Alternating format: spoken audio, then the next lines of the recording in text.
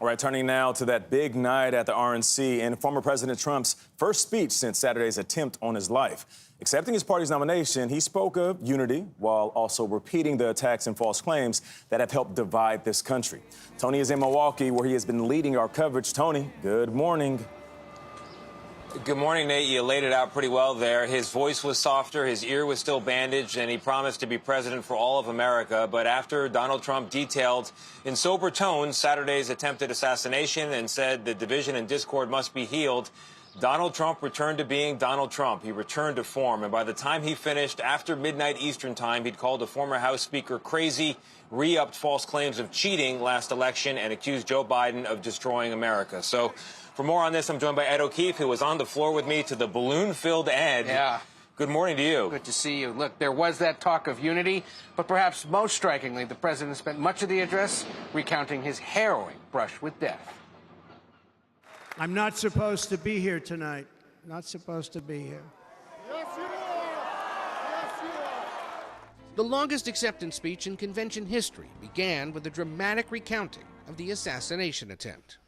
There was blood pouring everywhere, and yet, in a certain way, I felt very safe because I had God on my side. I felt that. If I had not moved my head at that very last instant, the assassin's bullet would have perfectly hit its mark, and I would not be here tonight. Former President Donald Trump honored firefighter Corey Compertori, a father of two who died in the shooting protecting his wife and daughters. He lost his life selflessly acting as a human shield to protect them from flying bullets. He went right over the top of them and was hit. What a fine man he was. At times, Trump tried to emphasize unity, saying division in the country must be healed. I am running to be president for all of America, not half of America. But if reelected, Trump said he would work to restore what, in his view, the Biden administration has undone.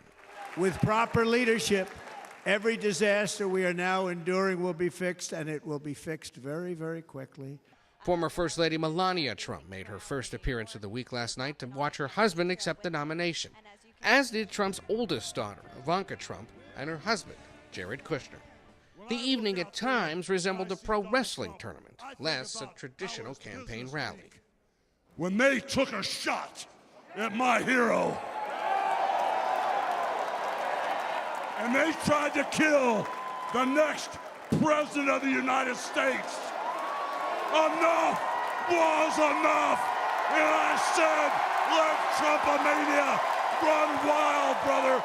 Delegates like Brooke McGowan from North Carolina believe Trump's speech capped a momentous week for Republicans. He took a bullet for us on Saturday, and we could have had a much different outcome this week. This could have been a week of mourning and scrambling to try to figure out who would be our nominee, because no one can hold a candle to Donald J. Trump.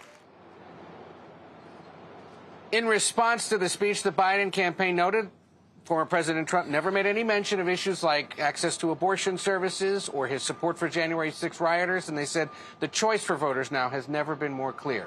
Tomorrow, Trump heads for his first campaign rally with his running mate, J.D. Vance. They're off to the battleground state of Michigan, Tony. Yeah. And for the record, longest convention speech ever. Can't repeat that enough. It was a long night. It wasn't.